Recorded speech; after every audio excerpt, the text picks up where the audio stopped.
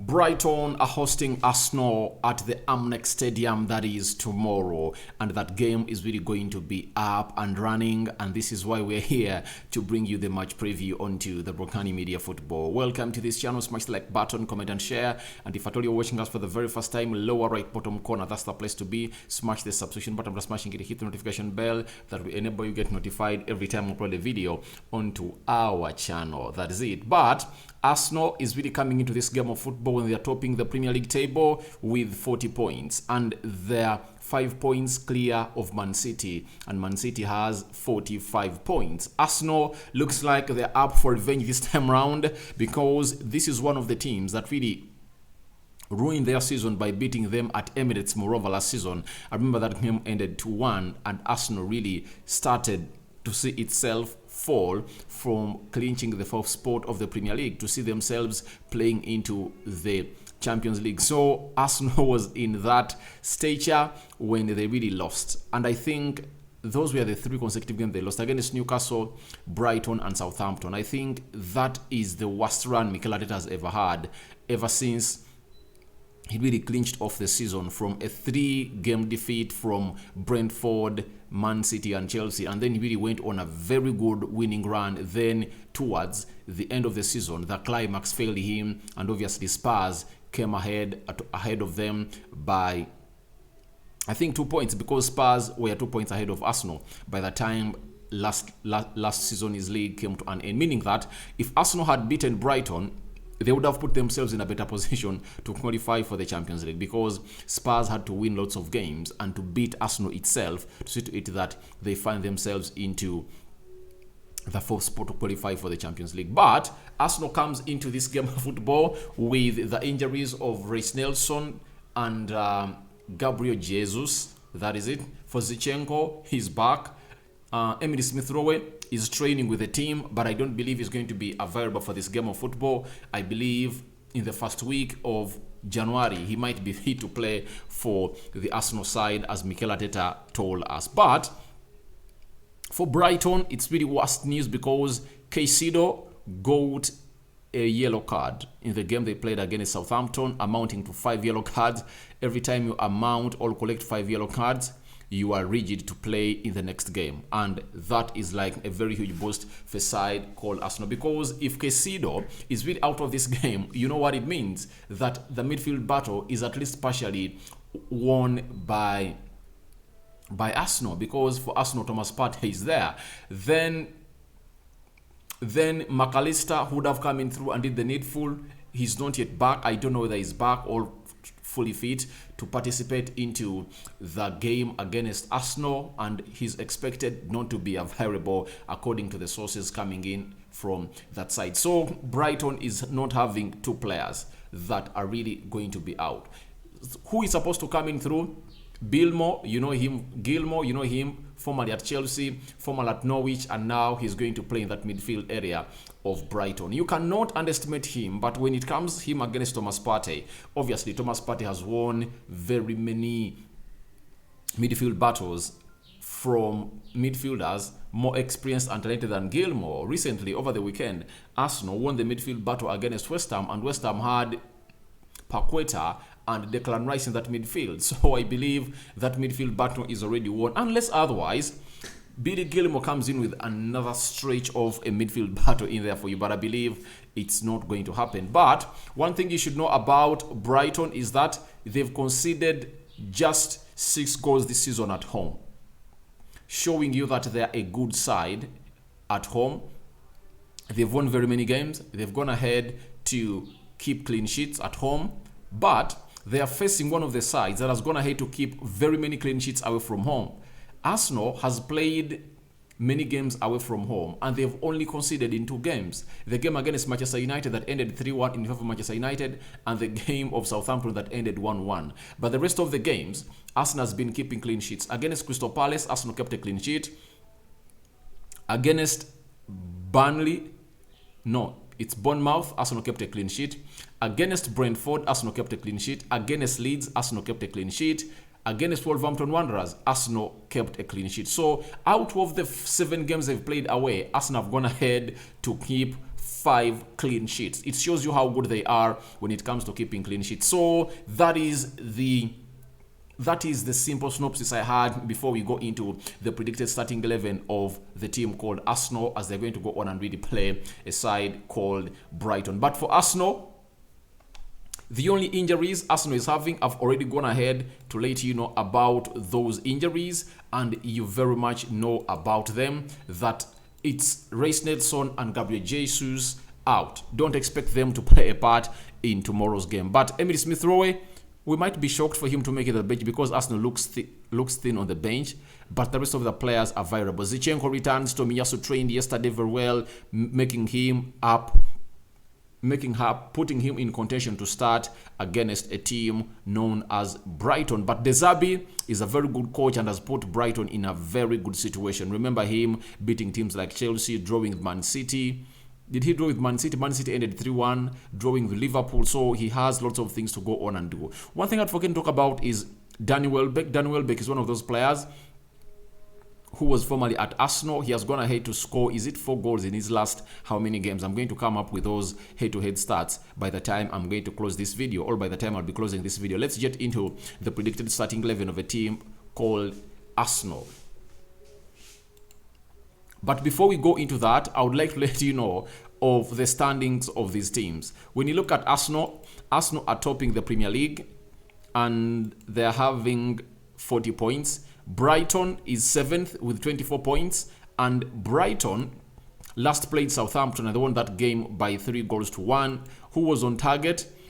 It was Adam Lallana, Perud, and Solly March were on target on this day when they really won this game of football. So it shows you how good they are, and Arsenal has everything to worry about this side because it's really tough. So let's get into the predicted starting 11 of Arsenal. How do we think Mikel Arteta is going to come up and line up against a side known as Brighton, because he knows it's a very good side that plays flowing football like Arsenal. For the system, Mikel Arteta is now playing with a 4-3-3.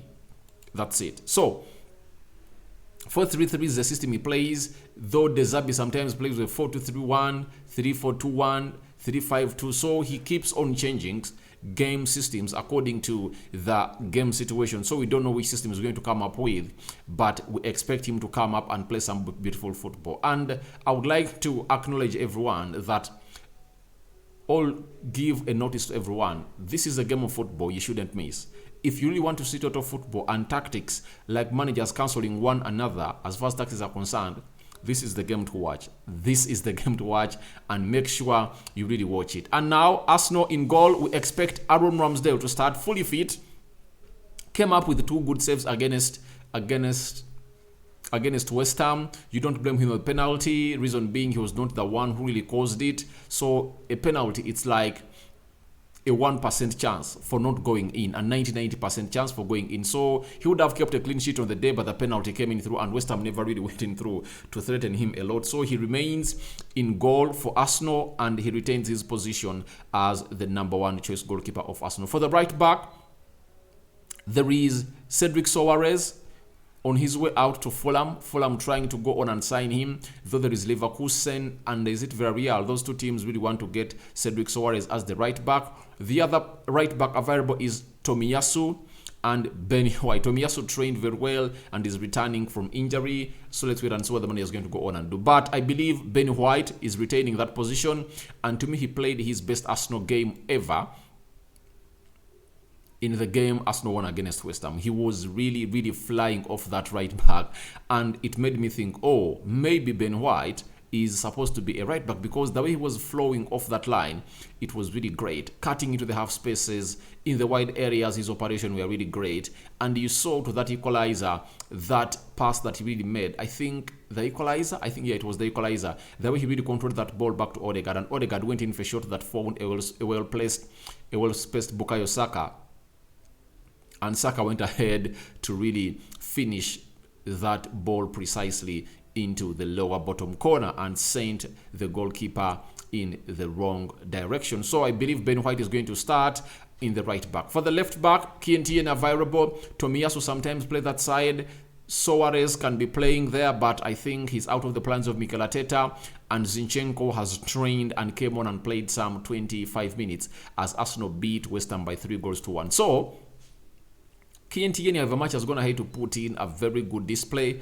I believe this is a game not for Kientieni. It's a game for Zinchenko, because these teams are really high possessive teams. They play expansive football. No one is going to park the bus. You expect a good flow of football, and this is why I believe Mikel Arteta is going to trust his team with Zinchenko, because Zinchenko is a perennial winner at Man City. He knows what it means to win such games, and with Gabriel Jesus away, you have no other leader who knows how winning it is in the Premier League other than Zinchenko. So I believe Zinchenko is going to start as the left back. For the central defense partnership, when Gabriel Magalhaes is fit and William Saliba, you expect no one to start apart from those two. And that's why I go in with a player known as Saliba on the right side of the central defense, with Gabriel Magalhaes in the central defense partnership of Arsenal. They've gone ahead to look very well, so let's wait and see how they're going to look tomorrow as they take on Brighton. In the midfield, we are having Thomas Partey and Granit Xhaka. I'm sorry, that's supposed to be 3. Granit Xhaka and Thomas Partey obviously controlling the midfield. Xhaka registering an assist again. Thomas Partey controlling the midfield and winning the midfield battle against Declan Rice and Paqueta. Obviously, he's one of the best midfielders in the world alongside Casemiro, Rodri and Fabinho. So he is up there, and we expect him to go on and really win that midfield, because with the absence of Caicedo, expect Arsenal to really win over that midfield battle. Not so. Let's go to the central attack midfield. That is a man called, oh my God, Odegaard, Captain Fantastic Odegaard. And there is a start that Odegaard is nearly going to clinch if at all he puts up a very thrilling performance tomorrow against Brighton, because he has won man of the match for 2 consecutive games. Against Wolverhampton Wanderers, he scored a brace and he won it. Against West Ham, he created 2 goals and the man of the match award was given to him. So he is up there if at all he wins it against Brighton to join the clique, all to join the queue of Aubameyang, Robin van Persie, Thierry Henry, Cesc Fabregas and very many others at Arsenal who have gone ahead to clinch it on 3 consecutive occasions, and Odegaard will be going ahead to go on and do that. And he's really a spark in that midfield area of Arsenal. He does a lot for the club called Arsenal, and he puts them in a proper position to win all loads of football and games. That is Martin Odegaard, the captain of Arsenal. He's really on fire. He's the best informed player of Arsenal, followed by the likes of Gabriel Martinelli and Bukayo Saka. But for him, he is really great and fantastic. Depending on each and every situation, Arsenal is always in. Let's go to the right attacking side of the midfield. That is Bukayo Saka, a man who really went ahead to level the game between Arsenal and West Ham. Is really up and running in this game of football, expected to start. And obviously, he's one of the best players in his age in the world. That is Bukayo Saka. He's going to be a threat of that right attacking side of the midfield, with Martinelli playing on the left attacking side of the midfield. Martinelli is really on fire. He scored a goal, and obviously it was really beautiful because the goalkeeper least expected him to go for that near post effort, because it was a very tight angle, but Martinelli squeezed that ball into the back of the net to make it 2-1 for Arsenal, and he's in negotiations with Arsenal to extend his contract, and it's rumored he's going to be earning between £180,000 a week to £200,000 a week. Then the man who scored the 3rd goal that really looked beautiful, that is Eddie Nketiah, is expected to lead the line for Arsenal tomorrow if things don't change, and that is the starting 11 of Arsenal predicted here onto the Rokani Media Football and our team. So feel free to go into the comment section. Tell me who do you believe should be in and who should be out of this team of Arsenal as predicted in there for you. But I'm sorry, that's supposed to be 4-3-3. It's in a 4-2. It's in a 4-2-3-1 system, but you have to pull Odegaard here and then the 3 to lead the line. So I believe Arsenal really have an edge to win this game of football. And when you look at what the BBC are really telling us on the head-to-heads, looks like Arsenal are really having an edge over Oh, Brighton are really having an edge over Arsenal. They've played 10 Premier League games in between them, all amongst them. Arsenal have gone ahead to win 3. Brighton has won 4. 10 goals scored by Brighton, 11 scored by Arsenal, 1 clean sheet kept by Brighton, 4 clean sheets kept by Arsenal. So it shows you how tight this game is going to be. So those are the head-to-head stats that BBC is really giving us, and obviously you expect that to happen very, very well in that game. So it shows you how tight this game is going to be, and look no further than this game tomorrow, guys. Don't miss out on this game. It's really going to be good and nice if at all you're a football lover. If at all you want to see managers that believe in the same philosophy of not defending, playing a high line, playing possessive football, doing the tiki-taka, full of skills, this is the game you're supposed to watch. If it's to end in a draw, we'll be enjoying. If it's to end in goals, it's going to be a goal galore that is going to erupt down at the Amnex Stadium, if at all I'm not mistaken, because these two teams are really great when it comes to scoring those goals. Let's go to the head-to-head stats brought to you by BBC. This is coming in from BBC telling us that Brighton have lost just one of their 5 league home games against Arsenal, meaning that they've won 3 and drawn 1 at Arsenal, and Arsenal has beaten them once, meaning that at Amnex, Arsenal is known in the lead to win this game of football, but this is a different Arsenal. I don't believe that Brighton has ever played an Arsenal that is like this. This is a different Arsenal altogether. They are on top of the league. They are on top of the Premier League table, so that's what they should keep in mind. Then we've been told by BBC again that Brighton are one of the 3 teams that Arsenal have lost 4 more Premier League games than they've won 3 against. So it shows you that Arsenal has had a problem when they are playing Brighton. It's really a tricky side when they are playing Brighton. That's why Arsenal have won 3 against Brighton and lost 4, meaning that Brighton have beaten Arsenal 4 times and Arsenal has beaten Brighton 3 times. Almost close, but it shows you how tight it's always when Brighton faces Arsenal. So Arsenal needs to go on with a lot of energy, and I think Mikel Arteta knows this very, very well. Now, the other one is that Brighton beat Arsenal 3-1 in the League Cup in November this season. Only once have they beaten the Gunners, twice in the same campaign. So, you remember that game very well. Arsenal scored the first goal, then Welbeck came in through and scored, Lamptey scored, and there's another player that really scored to make it 3-1 in the Carabao Cup. So Arsenal are really bad losers at Brighton, and their visit to Brighton has always not been rosy, meaning that Arsenal needs to put in another gear to see to it that they really win this game of football. And their win will see them go ahead again of Man City by 8 points, because Man City, I think, are playing the next day, and they're going to play which team? Are they playing Everton? It's Liverpool. Man City is playing which team? Let me be exact. Who is Man City playing? Premier League fixtures, where are you at? Man City is playing Everton. So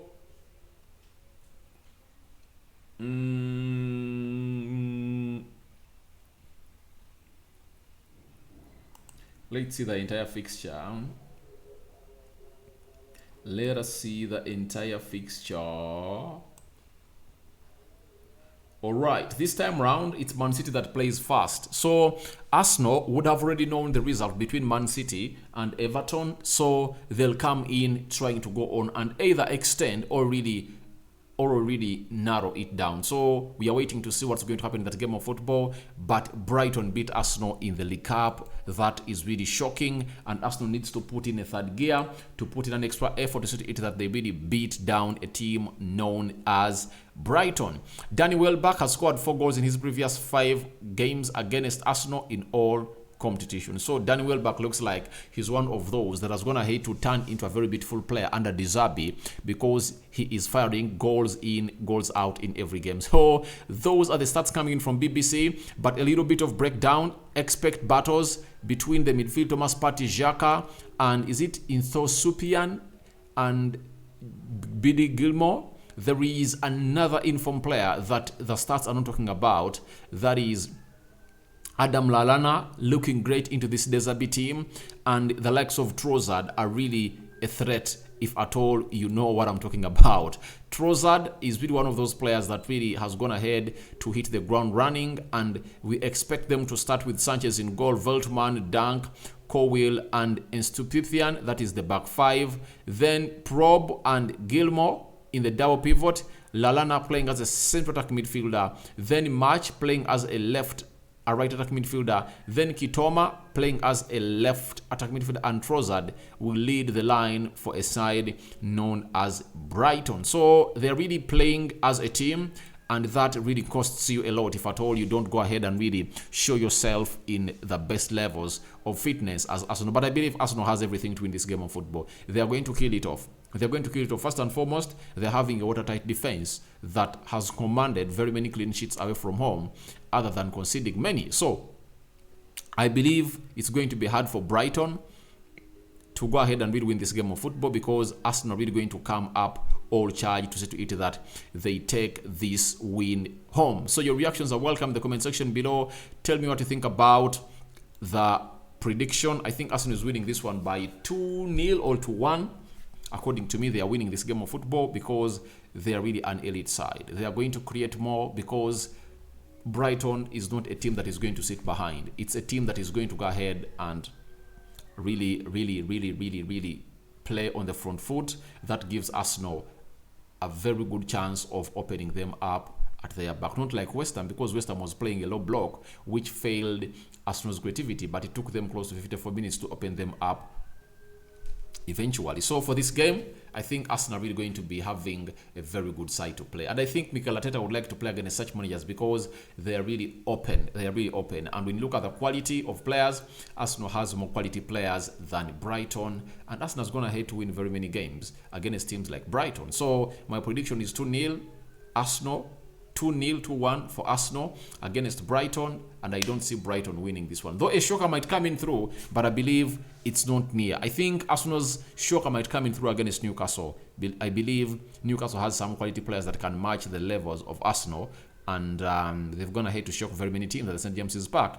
But against Brighton, I think Arsenal will pass the test that is going to be happening tomorrow at Amnex. I'm out for now. See you later. May the Almighty Lord bless you abundantly. Just one day left to end the year. Thank you, the Almighty Lord, for blessing us. I'm out.